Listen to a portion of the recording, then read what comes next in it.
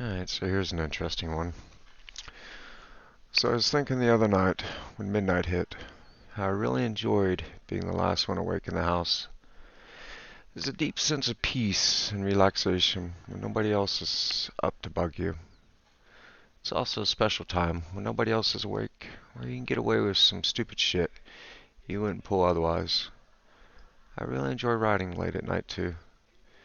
It gives me the encouragement to write jokes too, and get as silly or as offensive as I want. I know there's nobody to read what I'm writing, and nobody to read aloud to. It's like feeling invincible, for a few hours at least. Sometimes I read the same stuff the next day, and I cringe. Sounded good in my head the night before, but damn if it isn't retarded sounding the next day. So, I developed a saying while I was in the hospital. I tell this to the other patients. I care. I care about you. You matter to me because you have meaning. You have meaning to me because you hurt. You hurt just like I do. You absolutely hurt the same things that I do. Therefore, you matter to me. I tell that to other people, but I look at them and say, no offense, I don't know you. You don't matter to me. And I'm about to fucking dump some bad shit on your fucking shoulders. Are you ready for this? And hey, and then I'll let you dump your shit back on me. And I promise, I tell them, you tell me how much you can handle. And I feel fucking bad when they say, don't worry, you can give me as much as you want. And I say, you're fucked in the head if you think that. You're about to be fucked in the head. I can see it now. I can visualize it happening. I can see all of it happening. The fucking night terror is not a night terror anymore. I see it. Sour grapes. I dealt with my own demons on my own. I stopped breaking my house. I was starting to clean up. I had a lot of cleaning to do. Tomorrow I'm gonna go mow the lawn. We're gonna go to Lowe's. We're gonna buy the shit so I can fix holes in the walls. Buy a box of mud. Light finish. I'm gonna do a good job on it. But I didn't. That's the joke. The pears look like shit. I tried. Sour grapes. That's a special joke. It's not a pretty joke. It's not a pretty subject. It happened though. I wish it remained unseen in my mind. It doesn't go away though. Sour grapes. I say this to stop the memory from replaying. It jolts me forward to my reward. I feel a moment of peace as I remember the taste of sour grape bubblegum. It was my bribe for my silence. It meant the moment was over and I could breathe again. Literally. I was never silent though. Not when the night terror would come. I would scream and scream and scream. I fought any who approached me. My shame and horror would not be suppressed in that moment. I didn't understand what was happening to me. I didn't understand where the horrible dread bubbled up from. It would find its way to the surface when I was asleep, when my mind could brush against the memory and peel away a bit of the veil hiding it. I'd wake up feeling like I was being choked, drowning in liquid, crushed between two objects. Two smooth objects. The same sensations replaying over and over and over. The dream ever the same. Time would go on, and eventually the night terror stopped coming as often. Eventually becoming what I might even call rare. I was thankful. And then I wasn't. The more infrequently it came, the more I started to analyze the dream.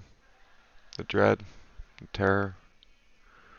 What was I so afraid of? Why was it always the same? What was my dream telling me? I'd pierce that veil a bit more each time the dream would come, and each time I learned a bit more. The dream rescinded for longer and longer stretches, every time I learned more, till one day it stopped.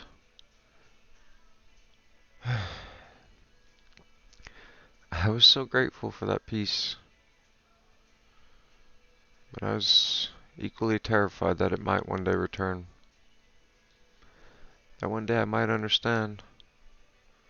I desperately wanted to know the truth. I desperately wanted to never know the truth. My mind would play games with me for years, but the dream never returned. I met someone, my first love in 7 years. I was 21. I was painfully in love. Yeah, things went sour, and she turned to another.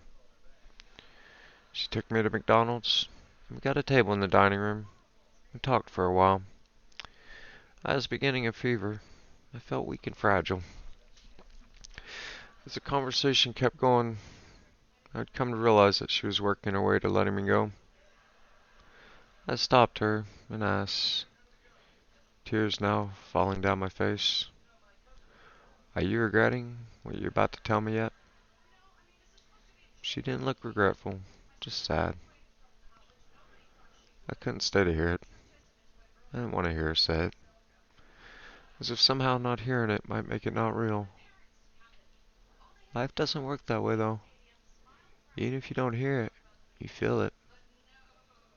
I left her with the food and walked out. I sobbed on the way out. Fuck if anyone saw. I didn't care anymore. I went to my car and got in. I watched through the windows of the restaurant as she took the food and dumped it into the trash. I cried. I stayed and cried. Couldn't have drove away even if I wanted to. I hoped she would come out and approach my car. She had driven her mom's van that day. We were parked nearby each other. She exited the restaurant and went to her van. Maybe she looked my way before getting into the van. Maybe she didn't. She left. I cried. I don't know how long I was there for. Eventually, I found my way back home. The fever now growing. I cried and tried to sleep.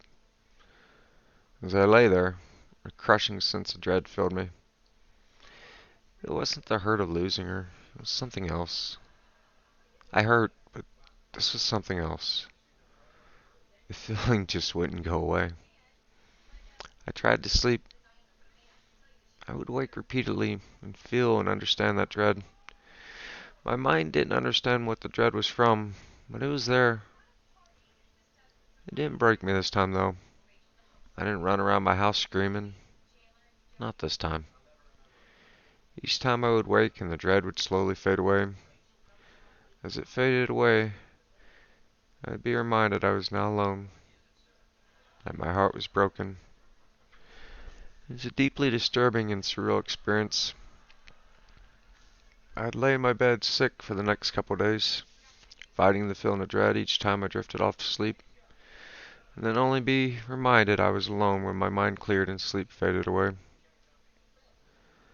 The terror faded with the fever, though, and when my fever finally broke, so too was I broken. I failed my college classes. I couldn't go. Should have gone, but I didn't. She went to the same college, you see. Our paths would have crossed. I lost my financial aid. I had no money, no job, no prospects. How did this girl get so deep into my heart? Uh, she'd ended up pregnant. I wasn't ready to be a father yet, but I longed for the role. I felt it could give me the motivation I needed to right my path in life, to want to be better. She already had a kid previously. She told me I was her second, and wished I'd been her first. She wasn't my first, nor second, nor third, but she was the first girl I was in love with, though. She wasn't the first girl I loved, but she was my first I had when in love, and my first after 7 years of isolation. I wasn't afraid of the pregnancy, as I was already called Daddy Boo Boo by her child. Hmm. I thought I was ready to figure out and make it work. Not even remotely was that the truth, though. Our contact was infrequent. We talked here and there. She kept me updated on the progress of her pregnancy, and I went and got a job. One of our brief talks, the subject of custody came out. The topic of custody came up. Her previous kid's father wanted little to nothing to do with her and the child. She was safe and secure in that knowledge. I told her that wasn't what I wanted for our child. I wanted us to raise the child equally, to support each other and the child. Even if we weren't together, I didn't want my child growing up without me. Then the subject of child support came up. Said I expected the child to be shared equally between us. There shouldn't be any need for child support. I would absolutely help buy the things she needs, though. Diapers, clothes, car seats, all the usual. She lightly threatened to limit my contact with the child if I didn't go along with child support. I told her not to fuck with me. If she did, I'd fight her for full custody. She got silent, and the conversation ended. I was asked to leave, so I went to a friend's house nearby and vented. A few months would pass, with barely any contact between us. One day she called and asked me to come over. She had some of my things she needed to give me, and to talk. She was around the 7th month or so, and showing a fair bit. I missed her, I thought to myself when I saw her. I was still deeply in love with her and hurting a lot. She met me on her porch, my things already waiting on the table. We'd talk outside. She told me that she'd gone for an ultrasound recently, that she was some amount of weeks along, that the child was doing whatever months she said. The details escape me now.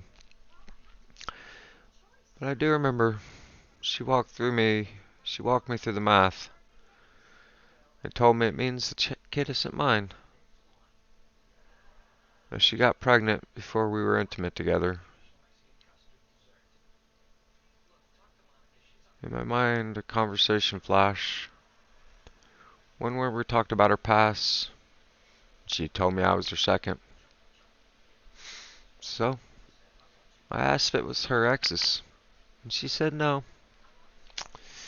It was the guy I'd seen her talking with at the bowling alley the day she'd take me to McDonald's.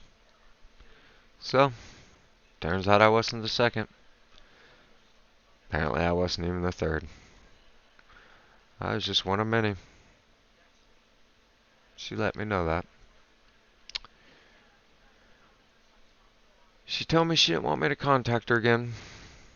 There was no reason to anymore. Child wasn't mine. I was crushed. I got emotional, and she cut me off. She said she was sorry. Maybe I just imagined that part. She said she was going inside now and bye. That's not imaginary, though. That's what she did. That's what she said. And that's exactly what happened. I left and went to my friend's house to vent. All I did was cry and cry. I felt like I was losing her all over again, and that I'd lost a child. Twice over, though, as I had grown attached to her other child. Everything was over. I could start to heal, though, even though it was a slow process. The night terror became a distant dream, lost in the sea of pain and hurt from that time in my life. I stopped dreaming about babies.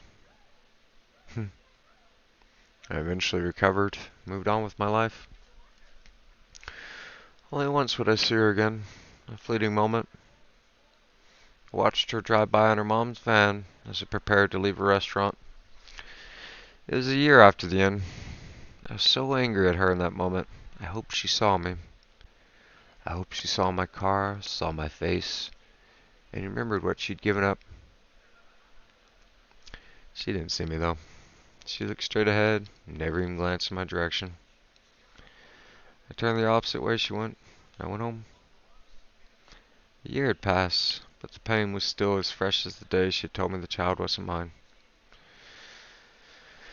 I'm thankful I had good friends to help pull me from that dark place I'd gone. I'm sorry those friends are all gone now.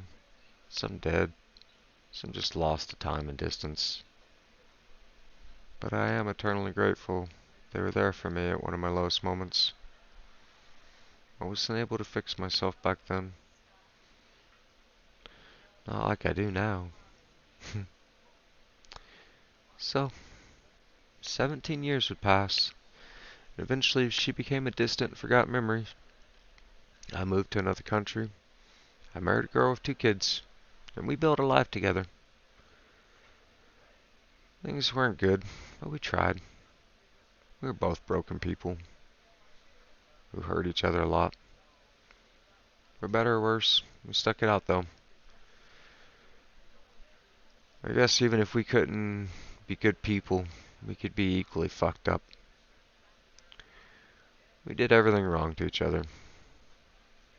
We did gradually stop abusing each other. Mostly. Things are good now. Mostly. 2 years ago they weren't good. I had to leave my job due to stress. Felt like a slave in my own mind, my own life. I was so deeply sad with my life. It's hard to accurately describe it. I just wanted it to cease to be. Thought I had no genuine support. I was not respected by my wife and kids.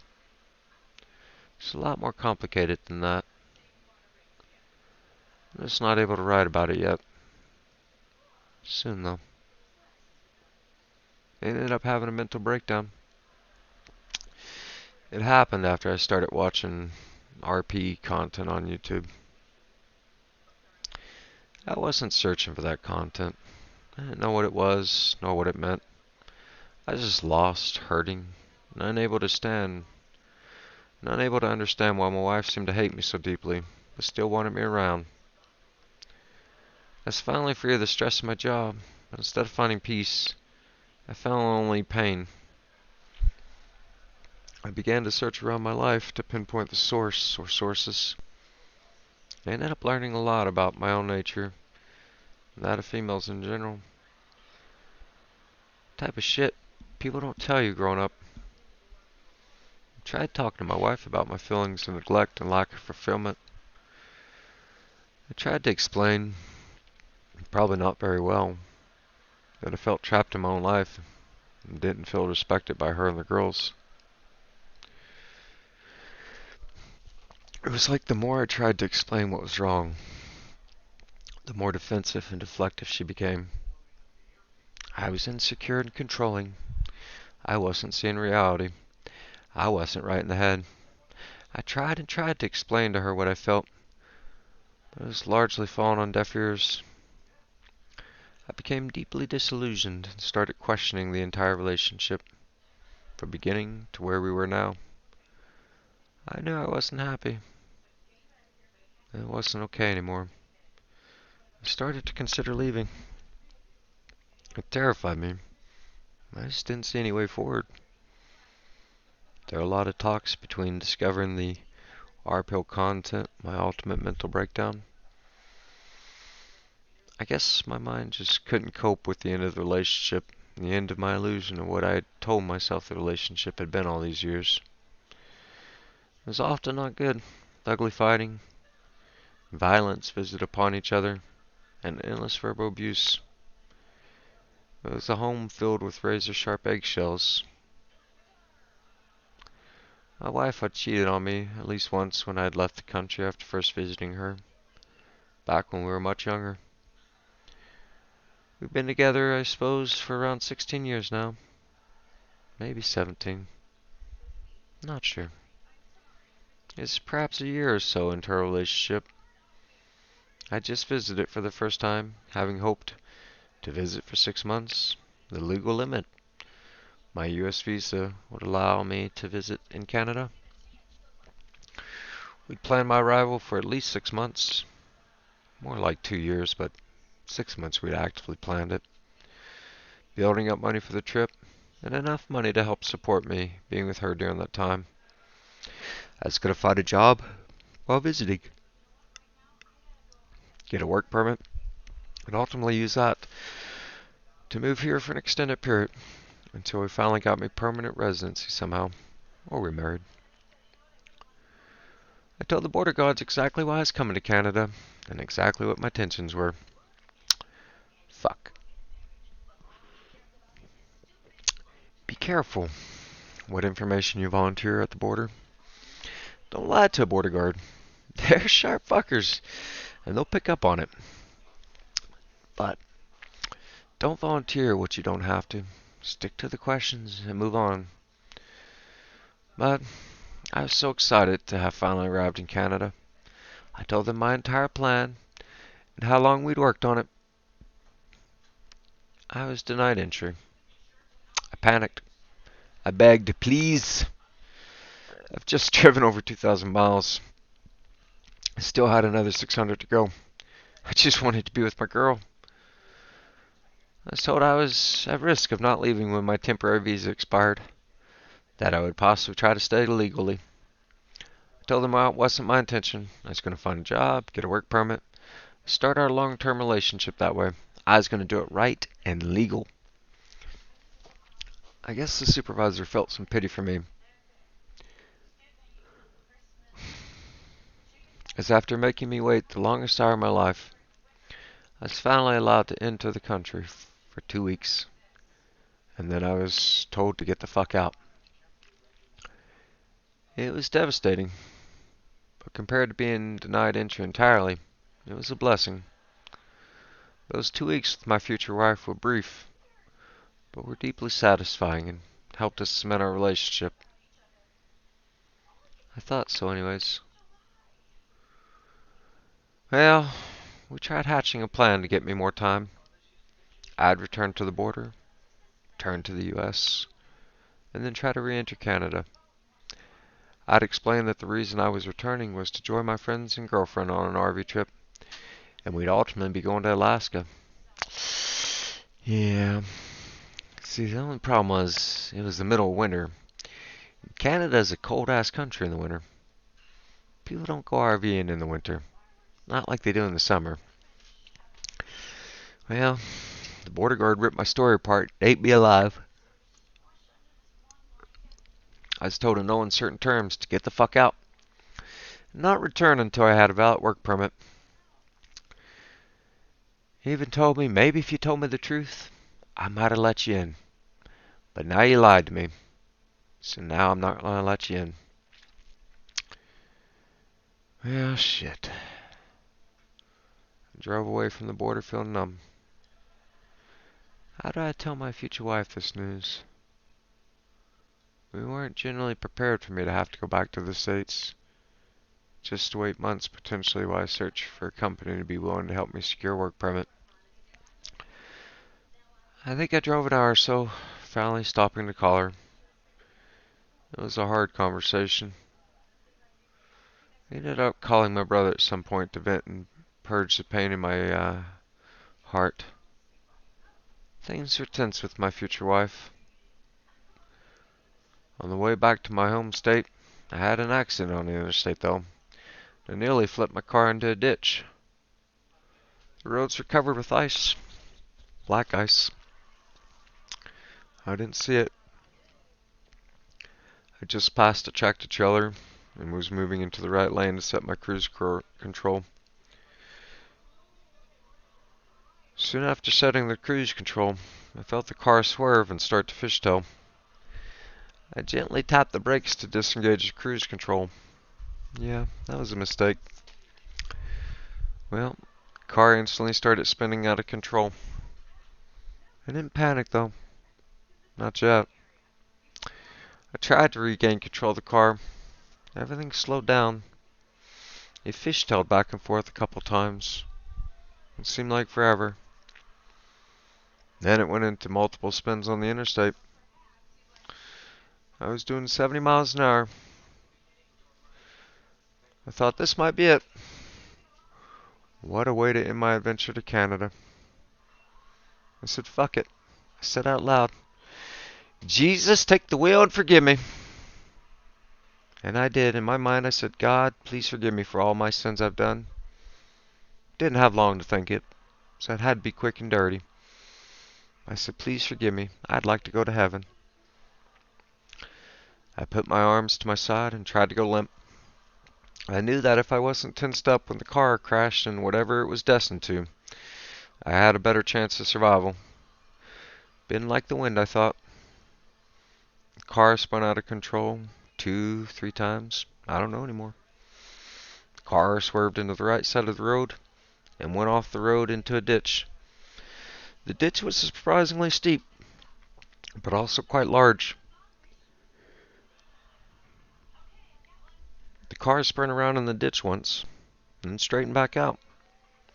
The car began to climb back up the ditch, and ended up on the side of the interstate in the emergency lane. I took control of the wheel again then. I stopped the car, and the tractor trailer roared by me. He never stopped. I sat there for at least 5 minutes while I tried to regain my composure. I got out and checked on the car. I'd done a small amount of damage to the front fender, and the end of my muffler pipe had been bent at an odd angle. Otherwise, the car was miraculously unscathed, and I was alive. I drove down the road to the next exit, got off, and followed the road towards the city, except it was not far away. It was pretty late, 2 or 3 in the morning. I saw an automotive repair shop, closed of course. I pulled into the parking lot, settled in for the night. I smoked a lot, maybe slept an hour or so. In the morning, the repairs were quick and simple. The bent muffler pipe was cut off. It hadn't damaged the actual proper part of the muffler. The fender was knocked back into the proper position, with a tiny small dent visible from the impact with the side of the ditch.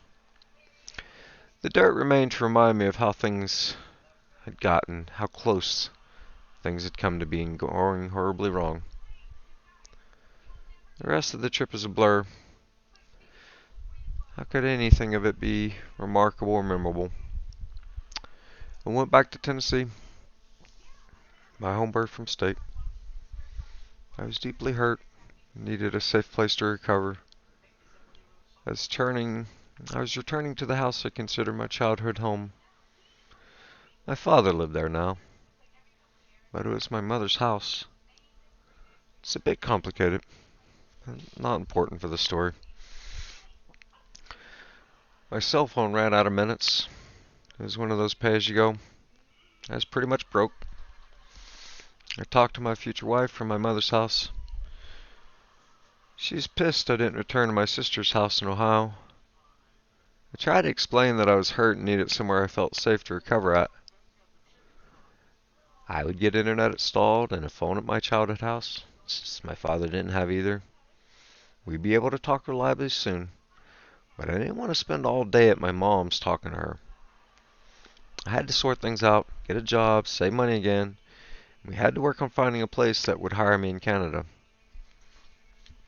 Funny thing though, somewhere along the way, she accused me of returning to Tennessee to be able to hook up with an ex of mine.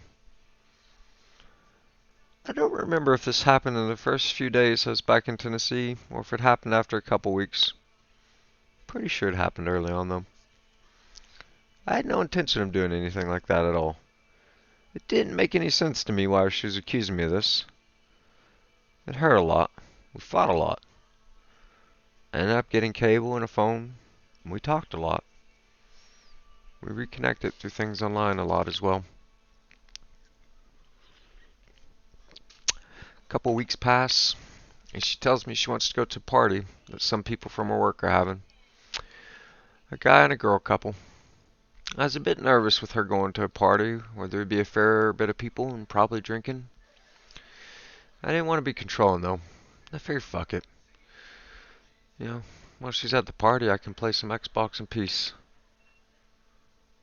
She got home a bit later than I expected, I think. I don't remember if we talked again that night, but I think we did. I didn't think anything else about the party. I found a job through a staffing agency. I worked in a plastic bag factory. It was an absolutely terrifying job.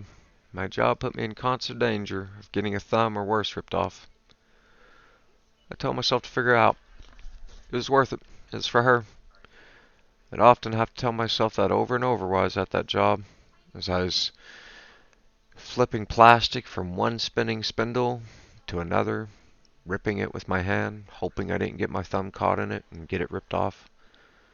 I'd say this is worth it. This is for her. You can do this. You got this, Brad. You're okay. While I was in Canada, we'd visited a bunch of places and put in resumes. We'd laid some groundwork with a few companies who were considering sponsoring me for a work permit. The last place we'd visited was just down the road from our work, and we'd put in the application the day before I was to have to leave. The operations manager called her the day I was driving back to Tennessee. He'd asked if I could start immediately. We ended up on a 3-week call.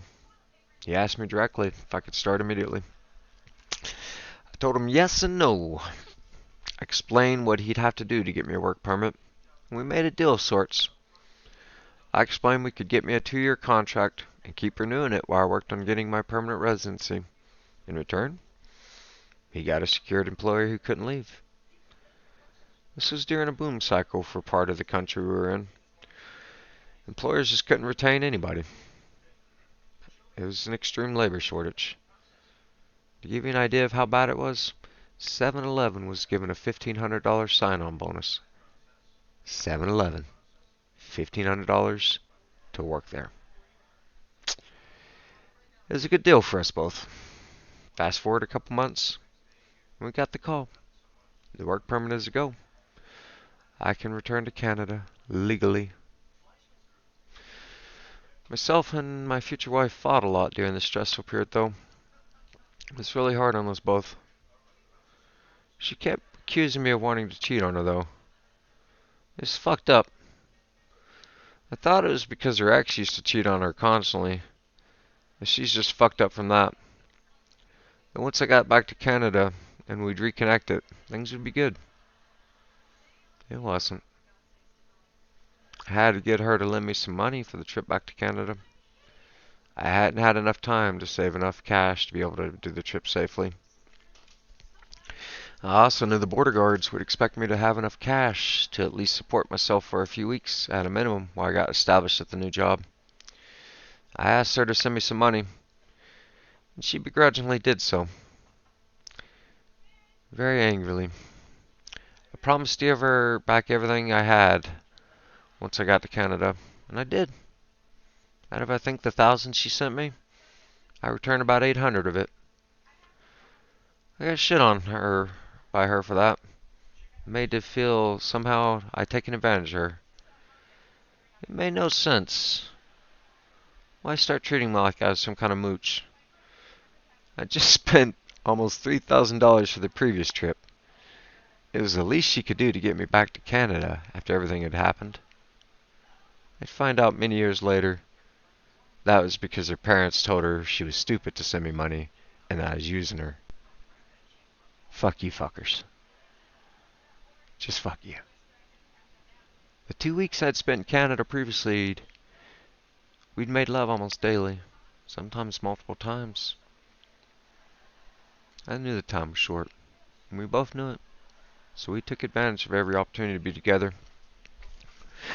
When I returned, we were staying at her parents' place. She didn't want to have sex with me, even when her parents were gone. I tried to be understanding.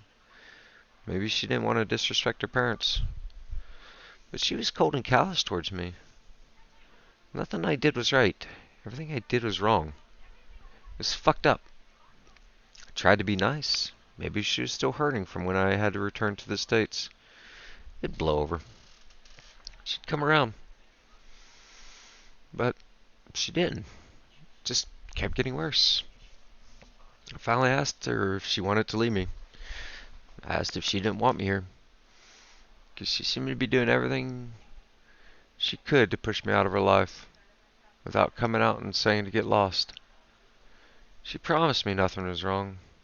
She's just hurt from the experience. I think she did anyways. I might just be imagining that. Huh. Part of me says that I didn't get any real answers that day. That I was left without resolution. Yeah.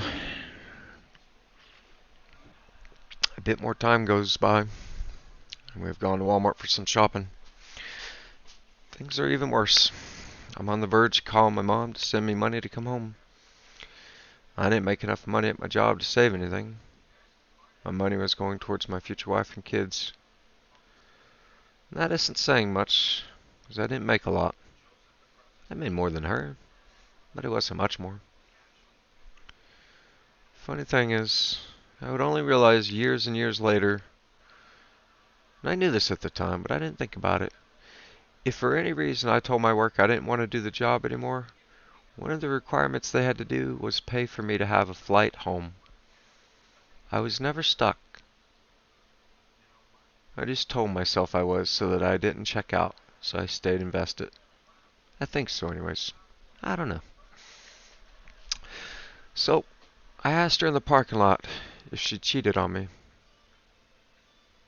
She says she didn't. I tell her that nothing makes any fucking sense. You treat me like you hate me. You won't sleep with me. There isn't a relationship here. This is just fucked. I press her again. She starts to cry.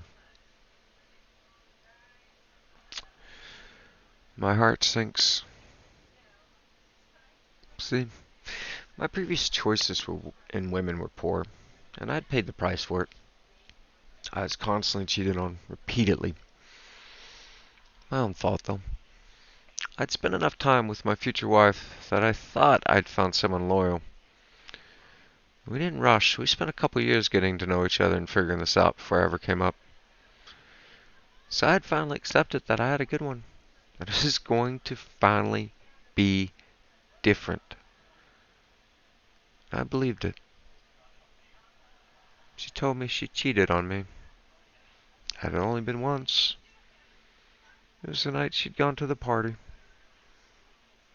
She says she was lonely, confused, and hurt when it happened. That he didn't come in her. They'd used a condom. He'd pulled out and jerked off to finish.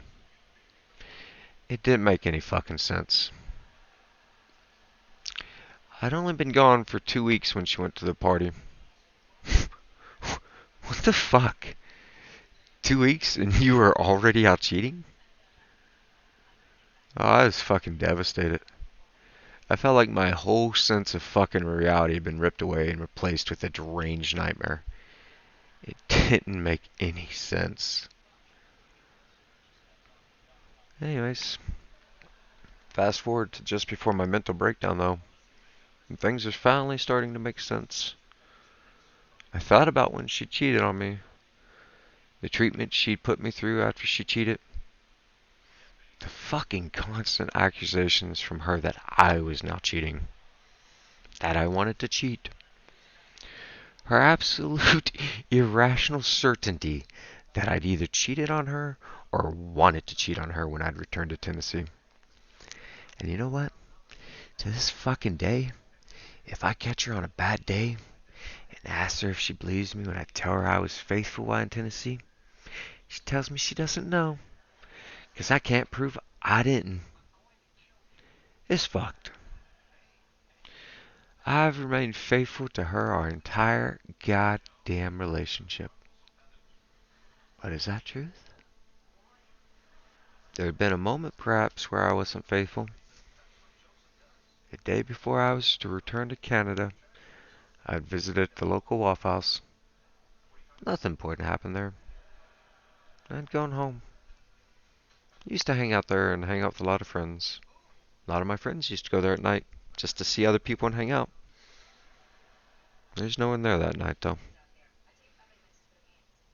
I spent a few hours there alone. Nobody showed up. It was sad. It was sad. So like I said, nothing happened there, and I'd gone home. But an old flame had seen me, though, and followed me to my house. We talked for a while in my driveway. I'd liked her, but she hadn't really wanted me back when we'd messed around briefly. No, we'd slept together once, prior to getting into a real relationship with my future wife. A lot of emotions floated through me that day. Myself and my future wife were fighting a lot. Seemed like I couldn't do anything right. I was tired of getting treated like shit and constantly being accused of cheating. Even when I was in Tennessee, she was doing that shit. Yeah. The old flame looked like shit. Her teeth were rotting out from meth use. She had scratches all around her face and arms from the drugs and itches. She told me how she had a boyfriend at home, and that for whatever reason. She told me that she regularly beats him when he acts up. It's kind of fucked up. I was feeling lonely though, and she was paying me attention. Felt oddly good. She told me how she'd like to come to my house that night and visit. She told me how that shouldn't happen though, because I might not be going to Canada the next day if she did visit. Truth is that she didn't visit me that night though. She went home, probably beat her boyfriend, made her eat her pussy. I went inside, thought about how things might have been different between myself and the old flame had she wanted me when I wanted her. It kind of felt like cheating, but nothing actually happened. Anyways, I thought of that girl visiting me and what potentially could have happened after my wife admitting to her cheating at the party. Thought maybe this is karma getting back at me. I didn't tell my wife about this happening until years later. I guess I just didn't want to hurt her with the story, and I kind of felt, so long as I never told her, I remained on the moral high ground as having never cheated. For what little it is worth, it's worth noting that my future wife cheated 2 weeks after I returned to Tennessee. This girl showed up at my house my last night in Tennessee, around 3 or 4 months after I'd left Canada. No, it wasn't karma getting back at me that my wife cheated. At least not over that girl. Maybe it was for breaking up my wife and her abusive, manipulating, cheating ex. That's what he is, to her anyways. I met him. Pretty sure she's not lying. He's kind of a piece of shit. I don't want to get in that story though, because it's not mine to tell. That's my wife's story. Maybe she'll tell it to someone one day. She doesn't tell me all the truth of it though. Just bits and pieces. Anyways, back to the time just before my mental breakdown. I'd started to consider all the years of the relationship, how they'd played out. I realized that for at least half the relationship, my wife would regularly accuse me of cheating or wanting to cheat. She would imply I wanted to fuck her best friend, that I wanted to fuck my coworker Nicole. And I'm not really ashamed to admit, I did start thinking about cheating on her eventually. We rarely had sex. We fought constantly. Nothing I did ever seemed to be good enough for long. And I think for 10 years of the relationship, she made me use condoms. Most of them. Eventually, she let me just, pull out, but whatever. It's kind of fucked up. It's kind of fucked up. Anyways, something in me knew that if she's constantly accusing me of cheating, then either she is, or just wanting to. It disgusts me to consider that thought, as it makes me fearful that she's cheating for half of the relationship. Thought about leaving a lot during the earlier years of the relationship. I guess I stayed because I still loved her, and I couldn't manage to save up enough money to ever make a safe exit. I'm sure I could have got my mom to buy me a plane ticket if I pressed, but I was too afraid to throw away the relationship. Just didn't think I deserved anything better. I was a fucking idiot. You know what? She'd once made me feel like I was her everything. And at my core, I believed we could one day get back to that if we could just stop fucking each other over every day. As these thoughts swirled around my head, I asked myself why I never cheated on her. She cheated. She accused me endlessly of cheating, even though I'd been faithful. We couldn't go more than a week or two without fighting. She used to start fights with me over petty shit, attack me for hours on end like some goddamn deranged Energizer bunny. Fights used to escalate to violence, often with me initiating it. Truth is, though, it was often reciprocal. Yeah, it's something you don't hear a guy admit. Wife used to beat me. Yeah, well, never hurt me, did you, bitch? I guess I never cheated because I wanted her to somehow know that she could trust me, that I was faithful, that I was worthy of what I was asking from her. She just opened her goddamn eyes and see what was in front of her. I guess the best way to describe how I felt before my mental breakdown was hopeless and without purpose. No job, no sex with my wife, just bickering and animosity. I don't even know how long we'd gone without sex by the time I ended up breaking down.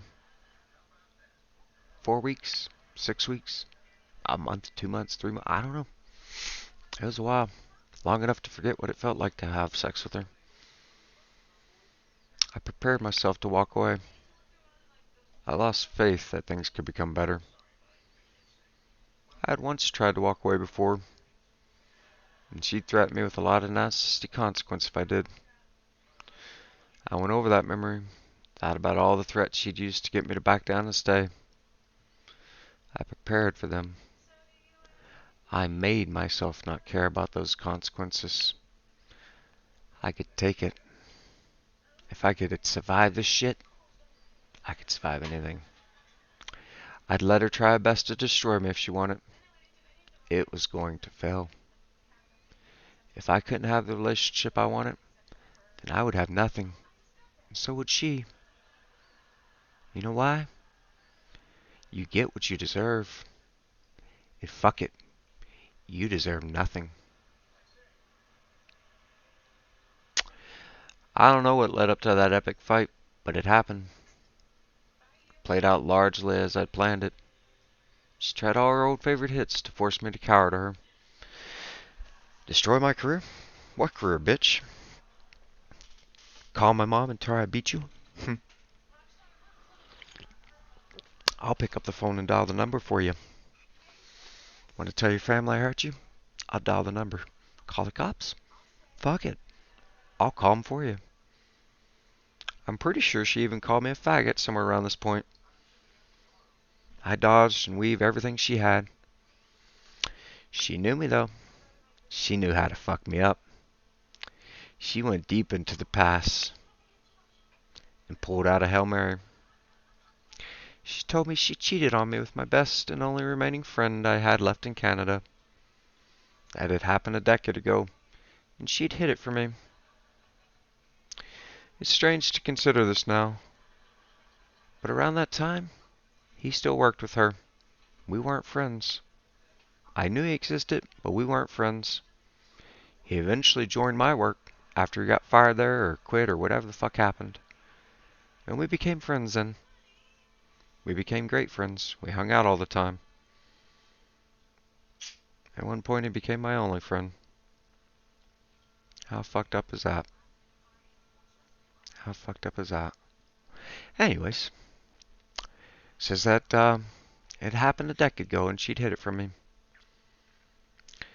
It was supposedly cheating via text and agreeing that they'd fuck each other if the other wanted it.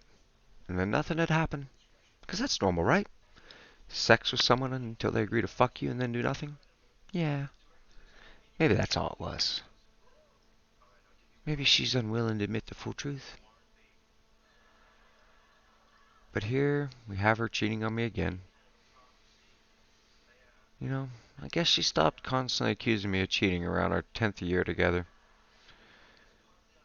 Maybe she'd finally accepted I wasn't going to cheat on her and given up trying to make me do it.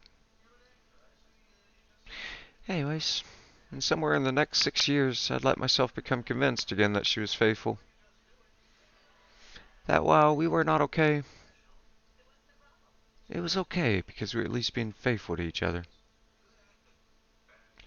That one little redeeming part of the relationship was ripped away and instead replaced with yet another betrayal. She knew me. She knew what I'd do. I questioned everything. I questioned my very understanding of the reality around me. How could I not see it? How did I not know it happened? What was going on? I felt sick to my stomach. I ended up losing myself. I abandoned myself over to copious amounts of alcohol and weed. And to top it all off, after she admitted to cheating on me, she ended up seducing me. Maybe I wanted it. We fucked like rabbits for a week. But my grip on reality was trashed. I called my friend and asked him if it was true.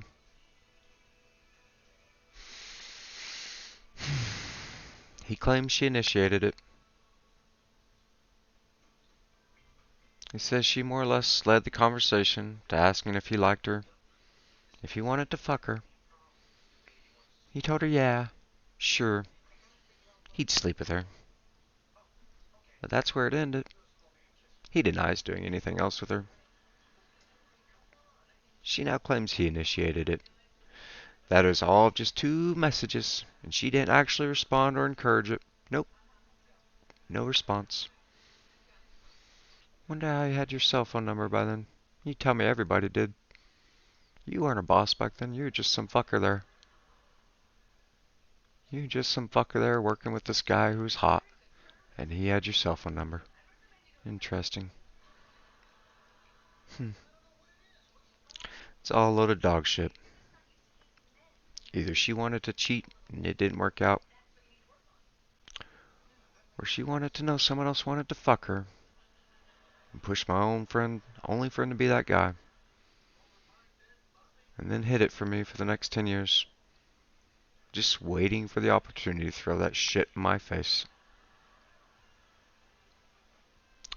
I have to admit that hurt. It hurt a lot. It hurts to this day. Years later. I'm not over it. Nah, I ain't over it. She's over it.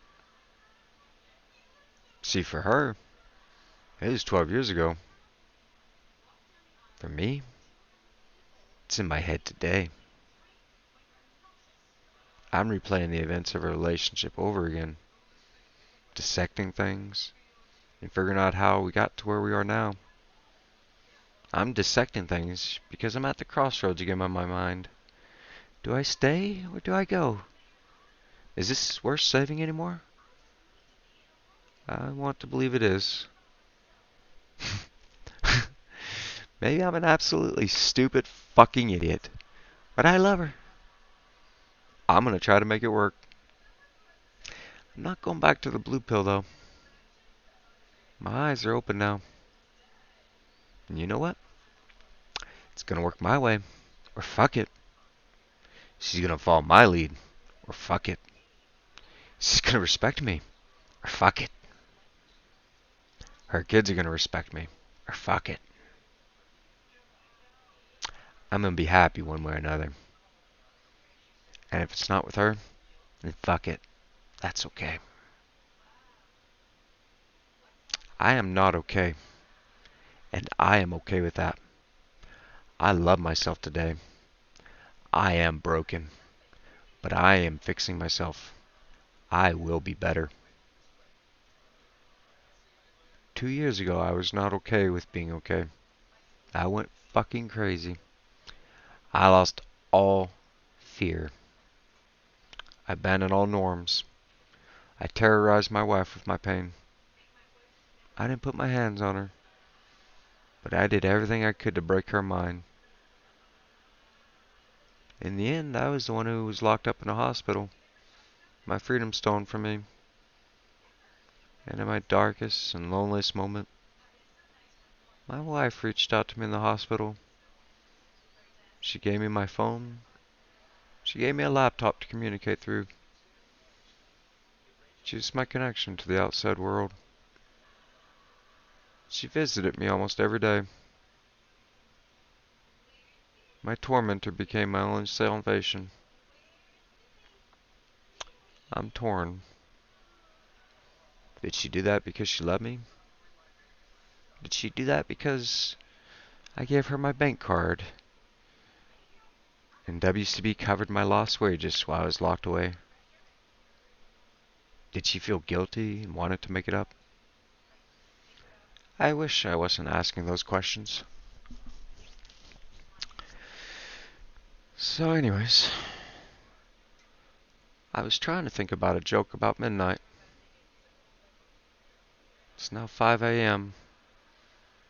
and I've written one of the longest jokes I've ever penned. I just wish I wasn't the punchline of the joke.